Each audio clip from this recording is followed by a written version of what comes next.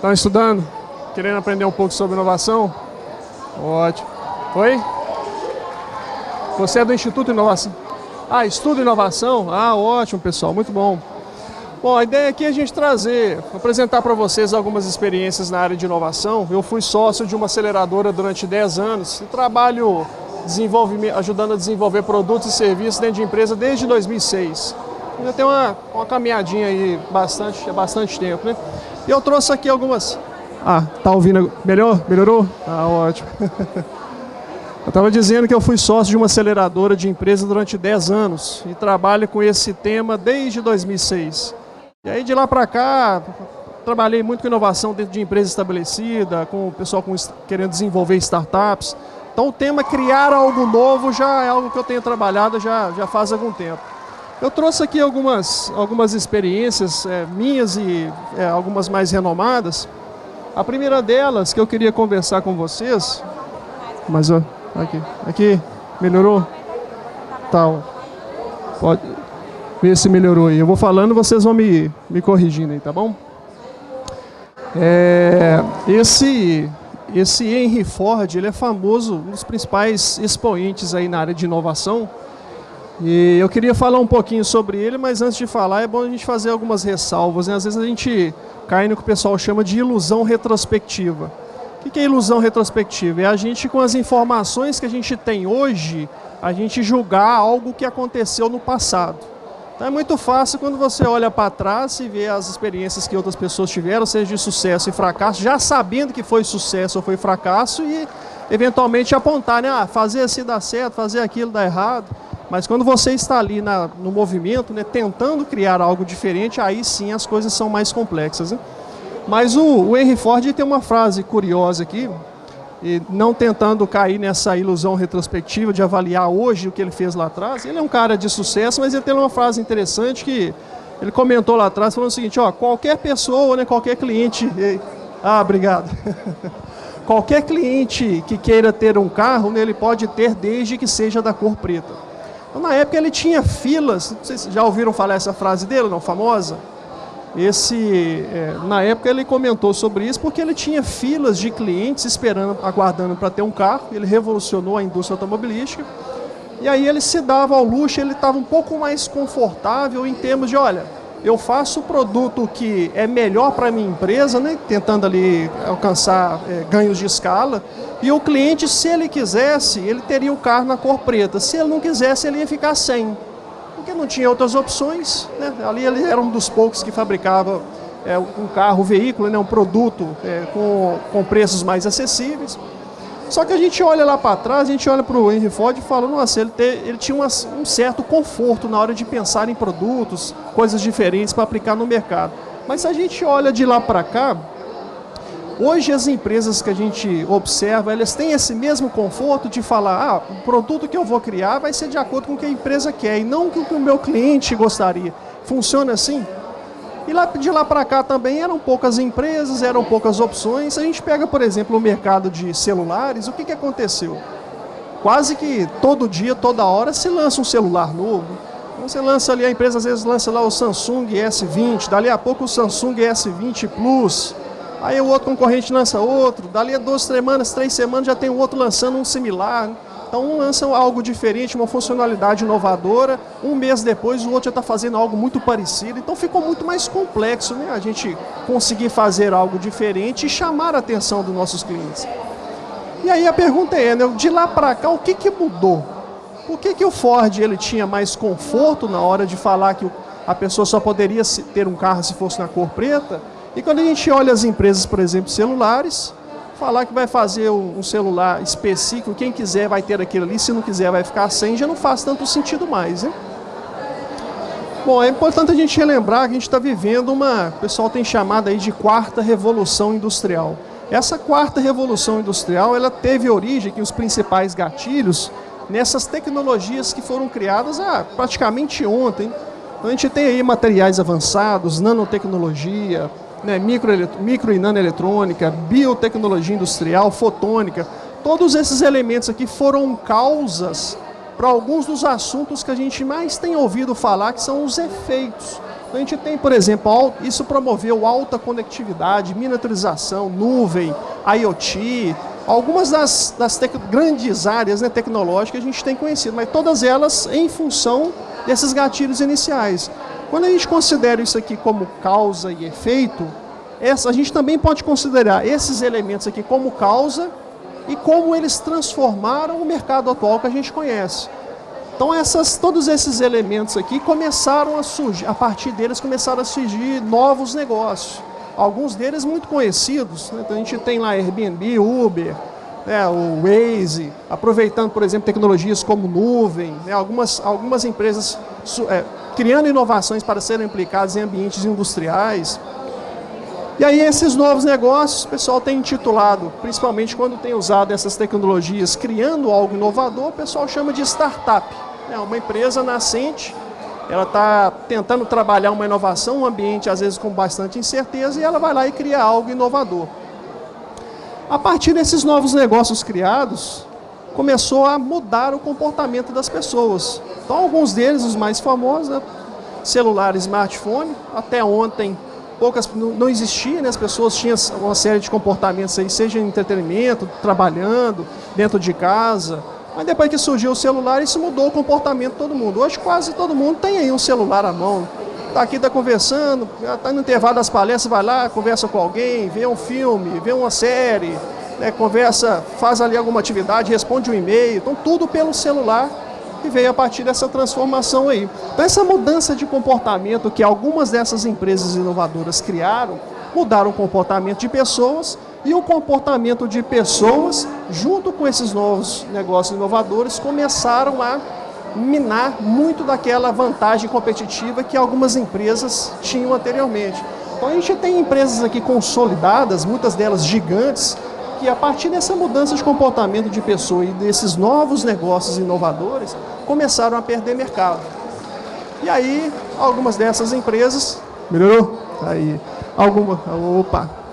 algumas dessas empresas aqui não tiveram tanto sucesso.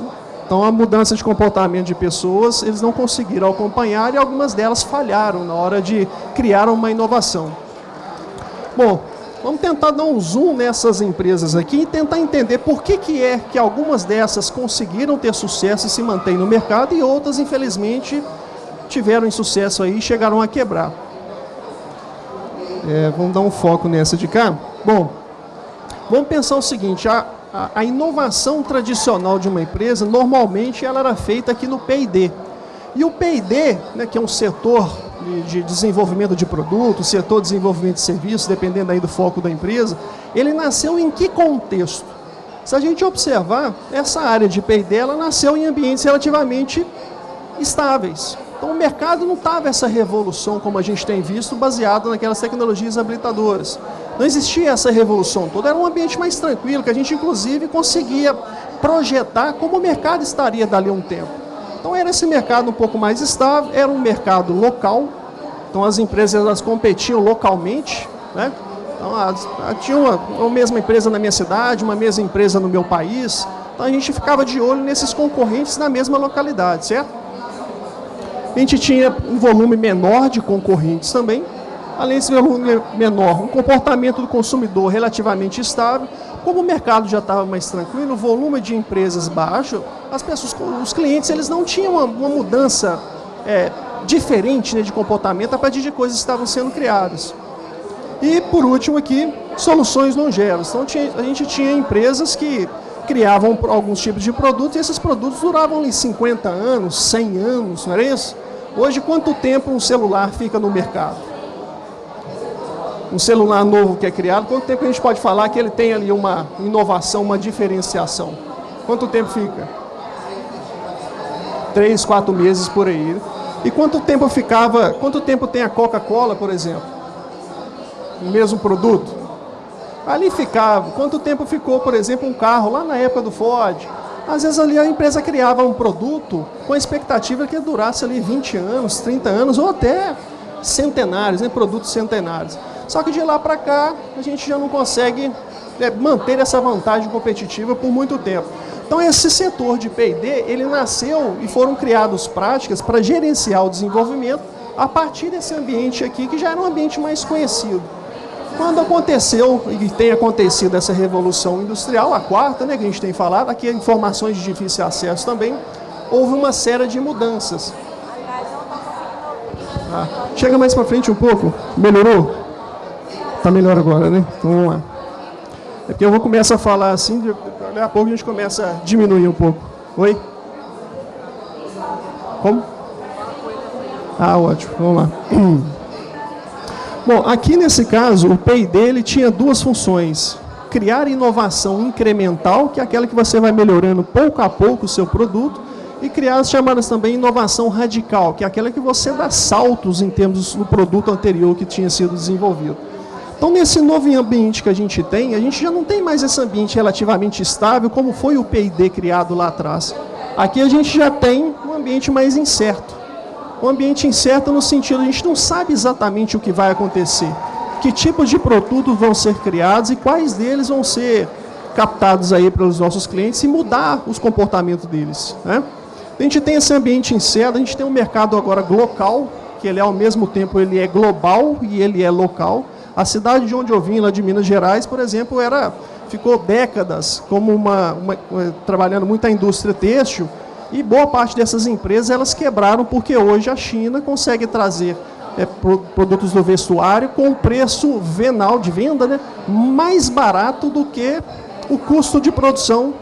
Aliás, o custo de produção das empresas locais estava mais caro do que o preço de venda que a China conseguia chegar lá nessa minha cidade, né?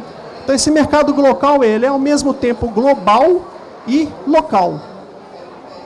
A gente tem, por exemplo, aqui também aumentou demais o número de concorrentes. Aqui a gente tinha algumas poucas empresas que a gente olhava, aqui a gente tem um volume muito maior dessas empresas que cresceram, principalmente porque facilitou o acesso à informação. Então, eu quero abrir uma empresa de IoT, quero aprender um pouco mais sobre nuvem, quero aprender um pouco mais sobre realidade aumentada, a gente consegue ter mais acesso, mais facilidade a esse conhecimento e, a partir disso, ter ideias de novos negócios. O comportamento, então, do consumidor ele tem mudado rapidamente. Então, cada vez mais, quando surgem produtos inovadores, isso muda o comportamento de pessoas a partir dessas novas tecnologias. E aí a gente tem o que a gente chama de rápida comoditização, que é o que vocês comentaram. Às vezes eu lanço um produto, ele é inovador hoje, daqui 3 meses ele já passa a ser igual a todos os outros. Comoditização é quando você cria um padrão, todos os produtos eles caminham para um padrão e fica todo mundo competindo por preço. Então passou até essa rápida comoditização e a informação ela passou talvez a cliques de distância, né? Então está muito fácil a gente conseguir acessar. Isso tem gerado um problema clássico que o pessoal chama de dilema do inovador. As práticas que foram criadas para criar inovação nesse ambiente, já não funcionam mais nesse novo ambiente que a gente tem vivenciado. E aí, quando o departamento tradicional de P&D de uma empresa tenta criar essa inovação radical, tentando levar em consideração esses novos elementos, falha. E aí, é comum a gente ver o quê? Lucratividade da empresa começa a cair. Então, essa é uma das explicações que a gente tem para esse fenômeno aqui atrás que eu comentei, a quebra de grandes empresas. E aí, né, o que essas empresas tradicionais podem fazer, então, para conseguir fazer uma renovação do seu, muito além dos seus produtos, mas dos seus processos, né? E aí existem alguns fenômenos, eu vou falar de alguns deles aqui para vocês, que algumas empresas têm feito ao invés de eu ter um setor único para pensar a inovação no formato que eu sempre pensei, o pessoal tem dividido. O P&D ele continua existindo às vezes na empresa, pensando na inovação incremental, e algumas empresas estão pegando a responsabilidade pela inovação radical e criando ambientes separados. Esses ambientes separados, por exemplo, a gente tem alguns grandes fenômenos aqui. Alguns deles, está lá, servitização, vou falar os 3 primeiros, produtização, incubadoras corporativas, aceleradoras corporativas, a gente tem bootcamps, programas corporativos, joint ventures. Então, são vários fenômenos existentes que algumas empresas estão utilizando para tentar contornar essa situação aqui. Eu vou falar de alguns deles, vou começar aqui algumas desses fenômenos aqui sendo esperados pelas startups. O primeiro deles a gente chama de servitização. O que é esse processo? Quando a gente pega uma empresa tradicional, uma indústria produtora de bens, ela tem lá a produção de um produto, né? E a ideia é que ela faça uma transação com o seu cliente. E aqui existe uma lógica de mercado que é, eu fabrico o meu produto e aí eu transfiro a propriedade mediante um pagamento, eu passo esse produto para o meu cliente. O cliente passa a ser dono daquele produto. E aí o cliente, quando ele adquire o produto, de certa forma ele está resolvendo parte do problema que ele tem, mas existem outros problemas que o cliente passa a ter que a empresa não resolve. Por exemplo, se esse produto ele estragar, quem é que vai fazer a manutenção? Então algumas empresas elas nasceram para complementar problemas que o produto ele acaba gerando para o cliente também. Então eu resolvo uma parte, mas eu crio outros problemas para o meu cliente.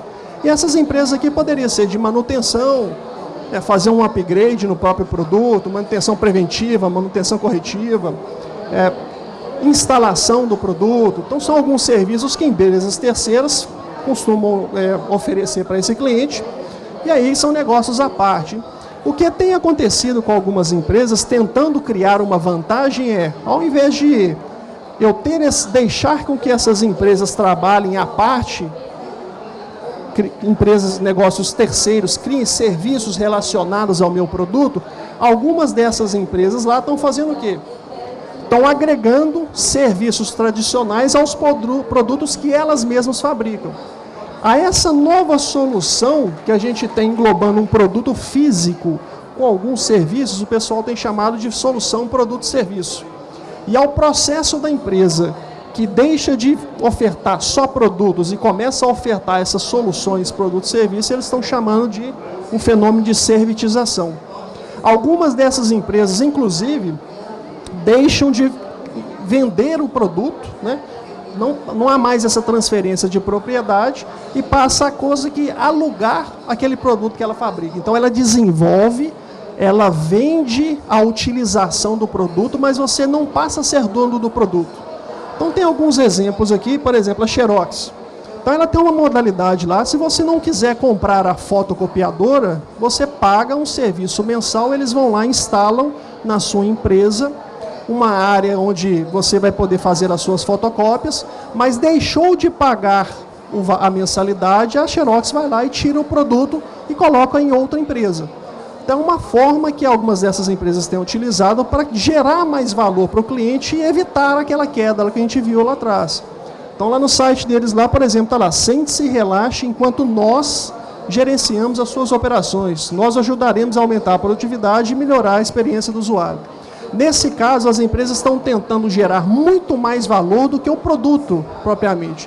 Então, se ao vender o meu produto eu crio outras dificuldades para o meu cliente, como instalação, operação e manutenção, a forma como eles estão fazendo, eles estão tentando eliminar. Você quer a sua reprografia, né? É o xerox ali de um determinado papel ou a impressão de um determinado documento, eu vou instalar tudo para você, mas você não vai ter que preocupar com nada. Eu instalo tudo, se precisar, eles colocam um operador dentro da empresa para poder fazer a reprografia. Se estragar a máquina, eles vão lá e fazer a manutenção, você não tem que preocupar com isso também.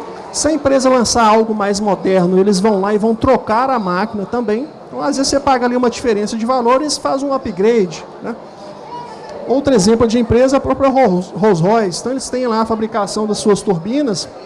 Um dos serviços que eles têm agregado como forma de inovação é, enquanto o avião está voando na operadora, por exemplo, na TAM e na Gol, o pessoal da Rolls-Royce está acompanhando, monitorando os indicadores de desempenho daquela turbina em voo. E aí, a turbina está bacana, não está? Está na hora de fazer a manutenção, não está? Outro exemplo interessante é o pessoal da Whirlpool, aqui especificamente a Brastemp. Se você tentar comprar um purificador de água deles, agora já não é possível mais. O que eles estão fazendo você tem planos de água purificada. Então eles desenvolvem e fabricam purificadores e você, enquanto cliente, paga lá R$ 79,90 e você recebe em casa. O pessoal da Brastemp vai lá, vai instalar o purificador de água na sua casa e você vai passar a ter água purificada. Estragou?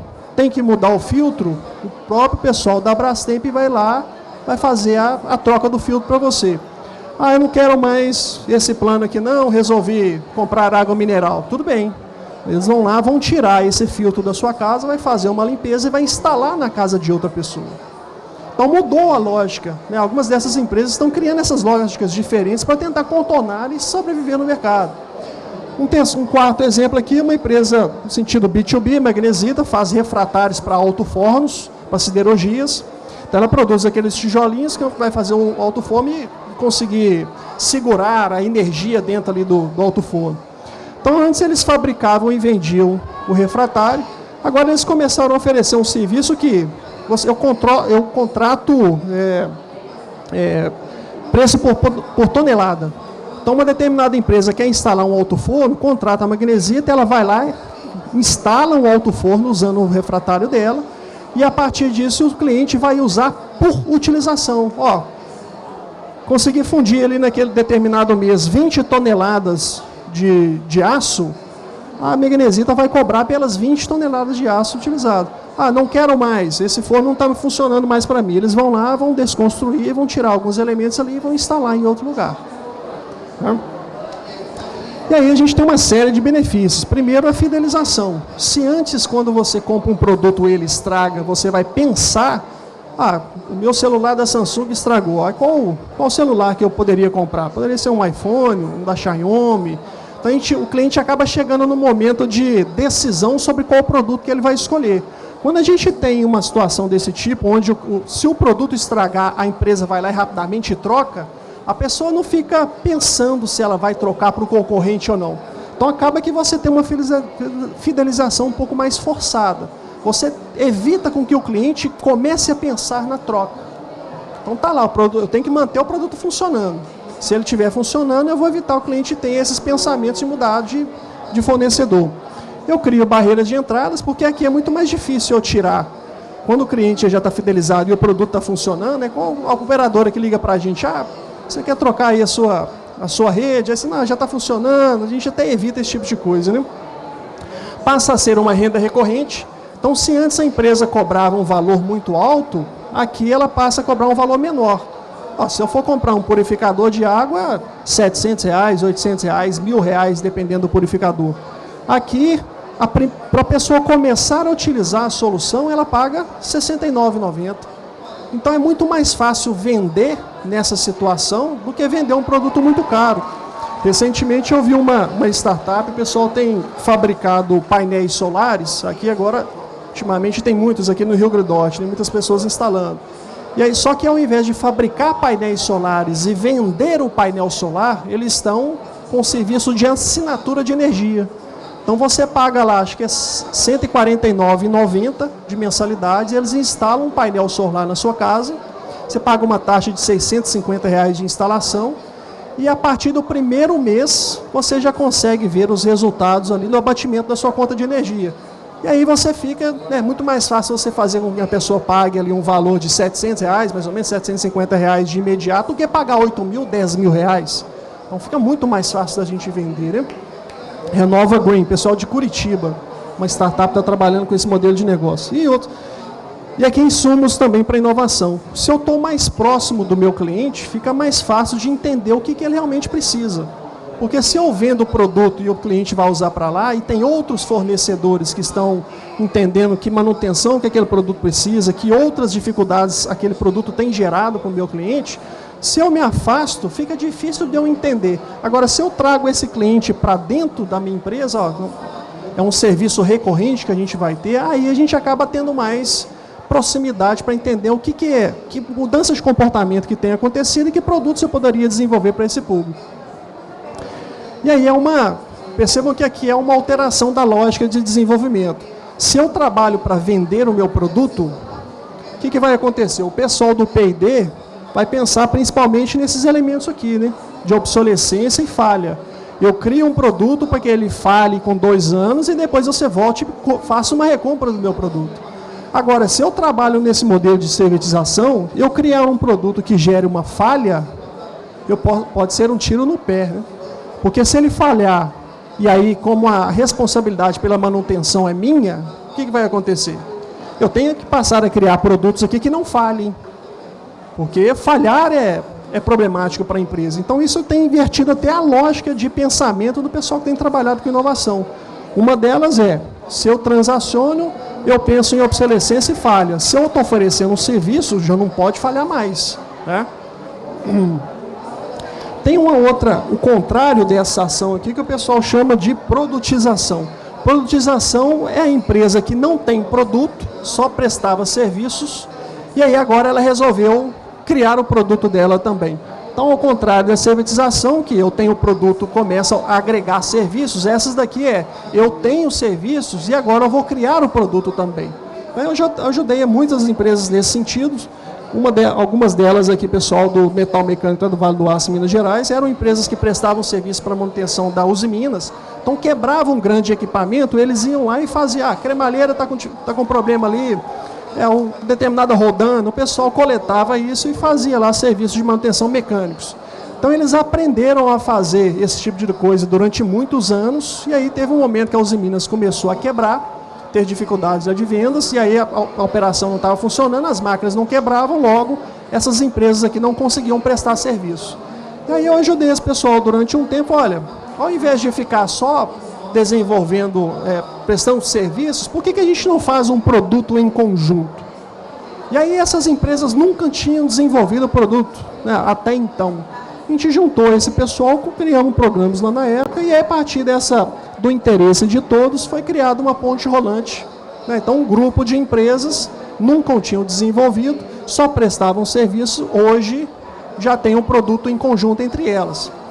Então fizeram uma joint venture aqui, e aí, né, desenvolveram o produto, cada um dos componentes desse produto são feitos nessas empresas parceiras e depois são vendidas e o lucro é dividido entre elas. Então, uma produtização, empresas que ofereciam serviços e agora também tem um produto. Outro exemplo dessa região também, algumas delas têm sonhos, o pessoal fala, Minas Gerais, uma dessas discussões que a gente estava tendo lá, o pessoal perguntou, por que Minas Gerais não está inserido na cadeia naval? Aí o pessoal, porque aqui não tem mar, né? Aí tá aquela conversa toda, falou, só por isso? E aí começamos a fazer uma identificação de quais produtos poderiam ser construídos, e um deles que a gente levantou, quem sabe um dia a gente começa a produzir navios em Minas Gerais. Só que entre produzir navio a partir de empresas prestadoras de serviço, você tem uma longa jornada, mas essa jornada você começa de algum lugar, né? E aí, nesse caso, a gente começou a levantar que componentes desse navio as empresas locais poderiam começar a desenvolver e, quem sabe, um dia, para então começar a aprender, quem sabe um dia chegar aqui. Hoje a gente tem empresas lá que já fazem escotilhas, já fazem blocos de navios saindo de Minas Gerais em direção aos portos aí brasileiros. Então, produtização também, nesse caso específico, de alguns componentes.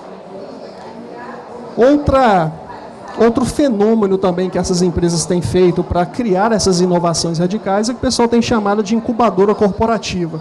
A incubadora corporativa ela é semelhante à incubadora tradicional. A ideia é que a gente insira ideias dentro daquele ambiente. É como se fosse... Aqui a gente tem um exemplozinho interessante. Às vezes, quando você pega lá os ovos numa granja, você coloca os ovos num ambiente com calor, com umidade específicas para poder, né, sair ali os pintinhos.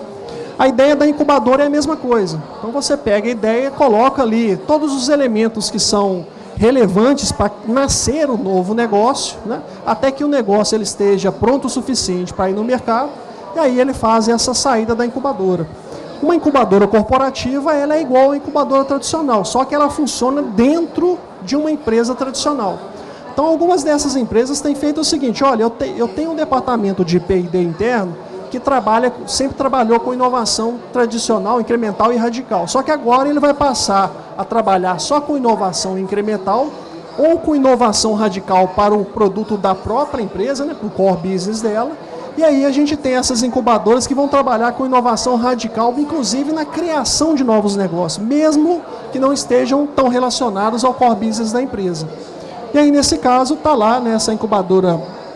Ela vai trabalhar, ela vai oferecer, né, para essas ideias investimento, localização, ambiente de trabalho para a própria equipe. Então, às vezes, a empresa vai lá, ela pega uma ideia que foi levantada internamente, aloca alguns de seus funcionários, coloca um budget para o pessoal desenvolver e fala, olha, o propósito de vocês vai ser criar um serviço na área digital que esteja relacionado ao nosso produto principal.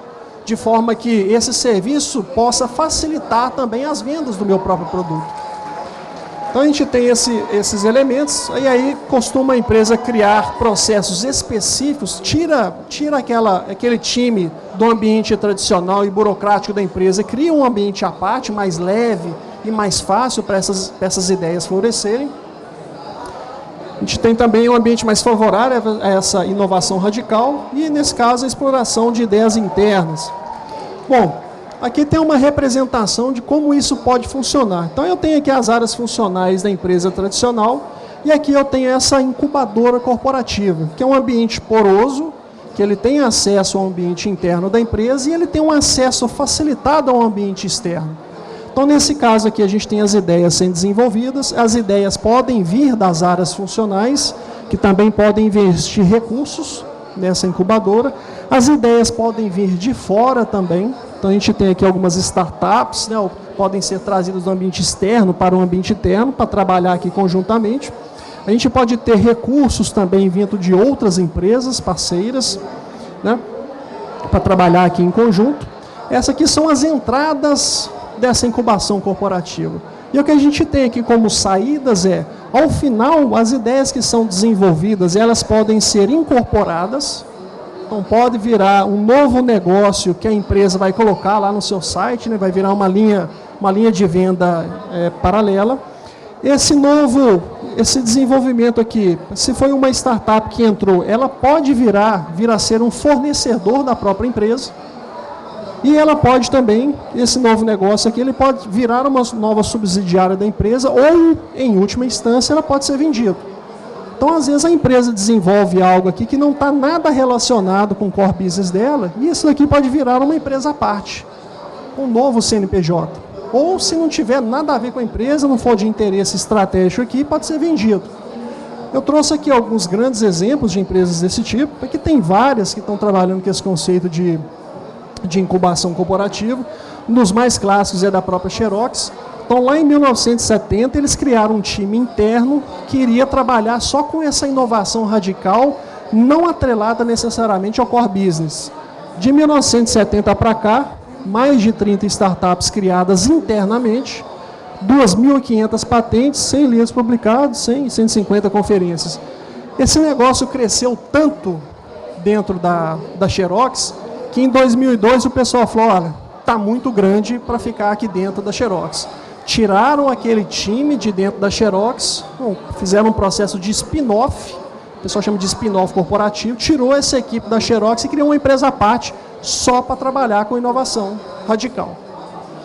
E aí tem alguns grandes exemplos aqui, a Adobe, por exemplo, que a gente conhece, todo o celular aí a gente utiliza, computadores, surgiu dentro desse ambiente da Xerox. Essa Tricon também trabalhava com Ethernet lá na época, foi eles que criaram dentro da Xerox, depois criaram uma empresa à parte. E essa daqui foi vendida, acho que foi em 2007 agora, por 2,7 bi. Então, uma ideia dentro da Xerox, algumas delas incubadas, viraram novos negócios e isso daqui gerou uma venda de 2,7 bi. E aí várias outras tecnologias também que foram criadas internamente, aí vendida aqui pela Microsoft, SAP, Google. Algumas delas não viraram negócio especificamente, mas são parte de produtos de outras empresas atualmente. Então exemplos como esse tem vários. Tem, por exemplo, a GE criou lá a GE Ventures.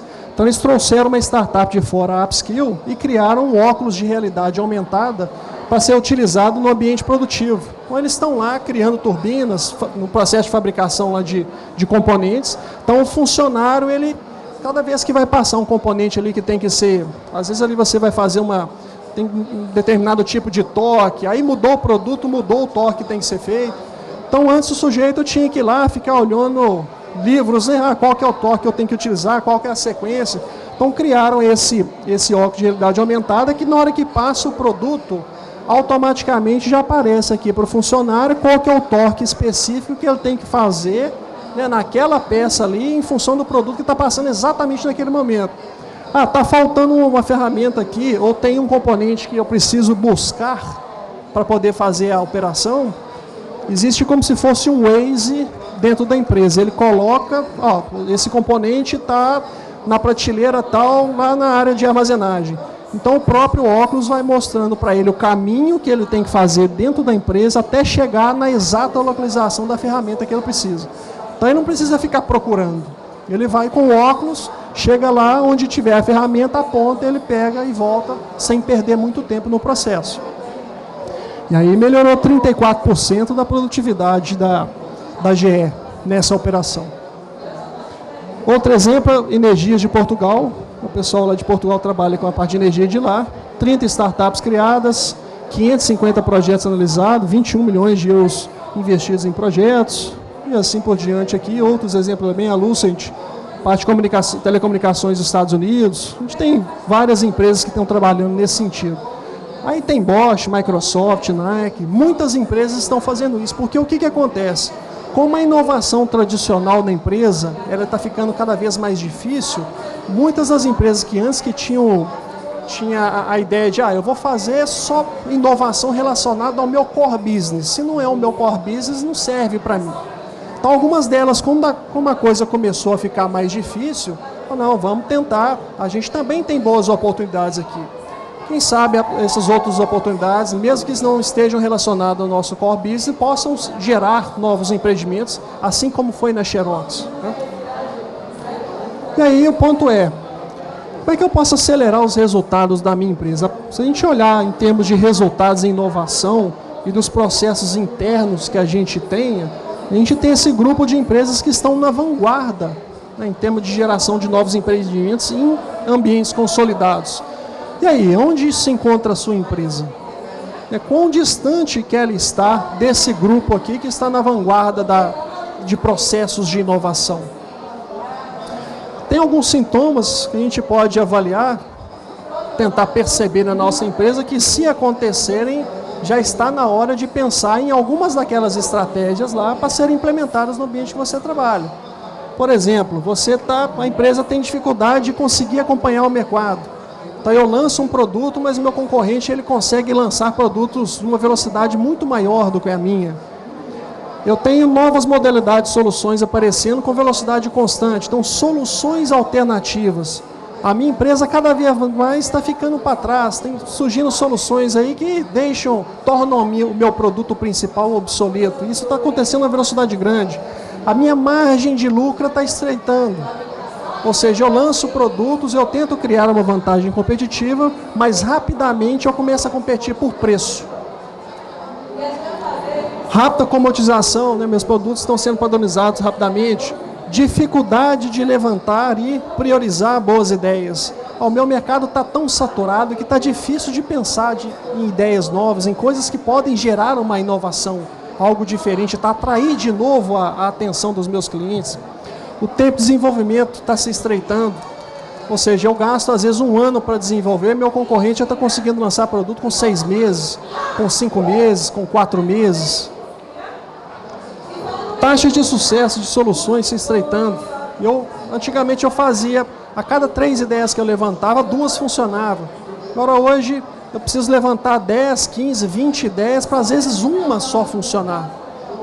Outro elemento, e aí todos esses, né, se o pessoal está com ansiedade, preocupado, né, com medo ali de perder o seu emprego, são alguns dos sintomas que podem indicar que está na hora da gente repensar o processo de inovação da empresa, né? E aí, para fechar, né, a gente tem muitos estudiosos, as empresas têm comentado sobre, já não é possível mais, a ideia não é criar uma inovação e tentar sustentar essa inovação indefinidamente. O que o pessoal tem comentado agora a nova lógica como é que eu posso renovar de forma constante a minha vantagem competitiva. Se ela não pode ser sustentada durante bons anos, 10, 20 anos, agora são 2 meses, 3 meses, o que eu preciso fazer para fazer com que a minha renovação, a minha vantagem competitiva, ela se torne cíclica, renovada ciclicamente? Bom, é isso, pessoal. Obrigado. Vou abrir para dúvidas, perguntas, comentários. Vocês trabalham com inovação? Oi? Quem fizer perguntas aqui tem alguns brindes que pode ganhar, hein? Diga aí, pessoal. Vocês trabalham em empresas com inovação ou não? Qual o interesse de vocês em relação a... Trabalha em empresa? PDI? Ah, na sua empresa? O meu objetivo aqui é de aprender as experiências de vocês na área de inovação, né, e tentar inovar no aspecto do intraempreendedorismo.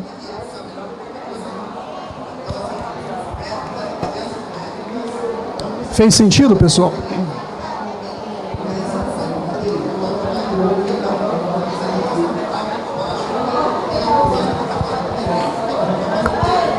Assim, é uma pergunta mais voltada para a minha faculdade, que é de engenharia elétrica. Aí seria basicamente, tipo, no corporativismo e inovação relacionadas às áreas da engenharia propriamente, não bem em softwares ou coisas mais digitais em si. Você tem alguma perspectiva, alguma coisa em mente? Você fala, você não enxerga aplicações digitais na empresa que você trabalha, é isso?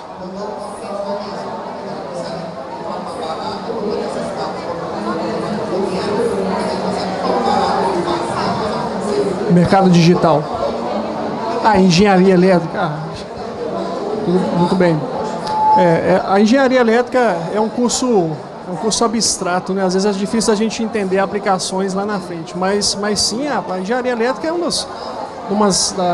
das competências aí base, né, para transformação, que a gente tem chamado de transformação digital, a aplicação daqueles elementos ali. A engenharia, junto com a engenharia de controle e automação e a TI, são base para fazer funcionar um IoT. Eu tenho um processo produtivo que eu quero torná-lo mais eficiente. Eu tenho um processo produtivo que eu quero torná-lo mais eficiente. Então, competências como a elétrica, tem um determinado processo lá que eu quero coletar uma informação. Por exemplo, tem uma pressão que eu preciso monitorar de forma que ela não pode extrapolar determinado aspecto ali, senão pode ocorrer uma falha catastrófica lá no meu processo ou pode comprometer a segurança. Então, o pessoal de engenharia de controle e elétrica vão acompanhar ali os sensores e ajudar, junto com o pessoal de TI, a subir aquela informação para a nuvem, e essa informação ela vai aparecer no celular de um gestor. Tá? Então, sim, ela tem uma importância fundamental para fazer isso funcionar.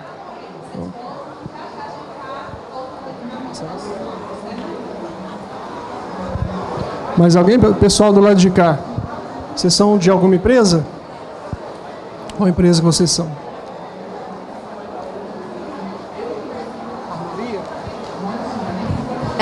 Eu sou de uma empresa júnior de gestão hospitalar e eu queria saber assim, se você tem alguma dica de inovação na área de saúde, assim, mais ou menos. Porque você sabe, a área de saúde ela é muito delicada quando se trata de inovação, porque a maioria dos profissionais são muito negativos, não gostam de inovação porque não gostam daquela mudança, gostam de tudo do mesmo jeito. É uma coisa que eu faço gestão hospitalar, minha empresa júnior é de gestão hospitalar, e é uma coisa que nós gestores estudamos, mas às vezes é muito difícil de aplicar na realidade. Você tem alguma dica? Sim, parabéns aí pelo envolvimento com a empresa júnior, foi um dos primeiros trabalhos que eu fiz também na minha vida profissional. Tem uma grande área que o pessoal chama de telemedicina, né? Eu trabalhei numa empresa durante 2 anos que fabricava produtos médicos, que eles desenvolveram internamente um digitalizador de radiografia quando o médico não sabia usar computador. Então, às vezes, a gente acha que a inovação por si só ela é garantia de sucesso. Ou seja, eu criar um produto que tenha uma demanda e seja realmente diferente e esteja resolvendo um problema que é clássico, por si só vai resolver. E nem sempre é assim. Às vezes você ser o primeiro é muito mais complexo do que você, às vezes, estar ali à margem de uma empresa inovadora. Tanto é que uma das estratégias que algumas empresas têm eu espero o inovador desbravar um primeiro mercado e depois eu tento fazer uma cópia rapidamente. Então, esse pessoal que criou o digitalizador de radiografia, antes de vender o digitalizador, primeiro eles tinham que vender o computador para o médico. Porque quando falava, você vai usar o digitalizador, você pode digitalizar a radiografia, mandar para o seu colega de trabalho, para vocês discutirem um caso, Mas antes de fazer isso, primeiro eu tinha que convencer o médico a comprar um computador para depois comprar o digitalizador de radiografia. E essa empresa quebrou. Então, hoje, quando a gente olha grandes centros, boa parte dos hospitais, você já não recebe aquela radiografia mais grande para levar para casa. Né? Você faz ali a radiografia e ela já fica, você já consegue receber ali o arquivo. Então, hoje já é, praticamente no grande centro, já é o elemento que já funciona. Só que lá atrás, quando eles desenvolveram isso, eles foram muito inovadores para o seu tempo. Como a empresa não tinha tanto recurso para investir na mudança de comportamento, a empresa quebrou antes que a tecnologia ela passasse a vingar no mercado. Né? Então, dependendo do contexto que a gente trabalhar, e o contexto hospitalar ele é um pouco mais sensível, são setores mais clássicos, onde a inovação ela é um pouco mais difícil de ser inserida. Porque isso envolve também a segurança. Né? Então, você está criando um equipamento novo, você está lidando com vidas. Alguns dispositivos em outros setores, você vai criar um aplicativo que é de entretenimento. Isso é muito mais fácil de ser testado, de convencer as pessoas, do que eu criar um equipamento que pode ser controlado rapidamente e uma pessoa, um médico esteja na Austrália, consiga fazer uma cirurgia em alguém aqui em tempo real. Que envolve segurança, envolve saúde, vidas, né? Então é um setor mais difícil, mas a gente tem grandes empresas que têm criado coisas nessa direção, então a telemedicina, como citei anteriormente, é uma delas. Eu não vou fazer cirurgia, mas eu crio um ambiente onde, às vezes o médico, alguns deles têm um pouco de dificuldade de ir para as regiões longínquas, mas eu deixo o médico num grande centro, aqui em Natal, por exemplo, ele pode fazer um atendimento numa pequena cidade no interior. Um atendimento de rotina, mais simples, aquele que não vai envolver tanta segurança da saúde da pessoa. Então ele faz um atendimento, se ele perceber que é necessário fazer algum tipo de intervenção, aí pede a pessoa para sair da cidade e vir até o grande centro para poder fazer uma avaliação mais minuciosa. Mas é uma das áreas de inovação que tem sido criadas aí e está crescendo fortemente. Tá bom?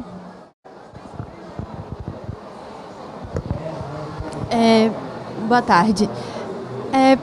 Eu passei a vida inteira trabalhando com startups e lá dentro mesmo eu sempre vi muita barreira de inovação. Então, todas elas tinham desenvolvimento de software, tudo, mas me parecia sempre ser muito mais um problema de cultura do que qualquer outra coisa. Eu mesmo, que sou inserida da área de produto, era sempre um caos. Tinha dificuldade, às vezes, para você trocar uma ferramenta, tipo sair de um Trello para um ClickUp, o mundo parecia que ia acabar, reunião geral, todo mundo reclama, mas são coisas que, pequenas inovações ali do dia a dia que levam a uma melhora na produtividade, mas ainda assim se vê muita resistência. Você tem algum exemplo de case dentro de startups? A startup que você estava desenvolvendo era dentro de uma empresa consolidada ou não? Uma startup independente? Independente, né? Que tiveram nome, eu desenvolvi ao longo desses 10 anos 13 startups. 4 funcionaram. 3 eu vendi, uma eu ainda estou investindo e tenho procurado investir em novas. Só as que tiveram nome, fora as que você vai tentando fazer, já percebe que a coisa não vai funcionar e dali a pouco aí nem chega a ser registrado, você já termina, né? Para a gente finalizar aqui, eu acho que desenvolver startup é um problema muito mais político do que necessariamente técnico. Político no sentido, eu faço o desenvolvimento técnico ali, mas eu lidar com ambientes tradicionais, por exemplo, quando a gente pega o Uber, ele criou uma inovação, mas lidar com o ambiente tradicional de taxistas foi um problema muito grandioso. A gente tem visto agora, por exemplo, o Buzzer também, que é o Uber para transporte intermunicipal. São brigas judiciais muito fortes. Né? Então, às vezes, a gente acha que trabalhar com inovação é só palmas, né? É só flores. Mas nos bastidores, boa parte da galera, quando fala trabalha com inovação, vem cá, dá um abraço aqui, porque dá vontade de chorar, né? Dependendo do que a gente trabalha, boa parte do tempo você está lidando com pedradas, são pessoas querendo diminuir a sua ideia, são setores clássicos que estão tentando fazer você não funcionar, porque se você funcionar, vai quebrar o ambiente deles, é o taxista querendo quebrar os carros do Uber, né? Então, sim, há essa dificuldade, é um ambiente difícil de desenvolver, de criar coisas novas, mas quando a coisa funciona, aí os resultados são muito grandes. O tempo está acabando aqui, mas eu termino de conversar com você aí nos bastidores.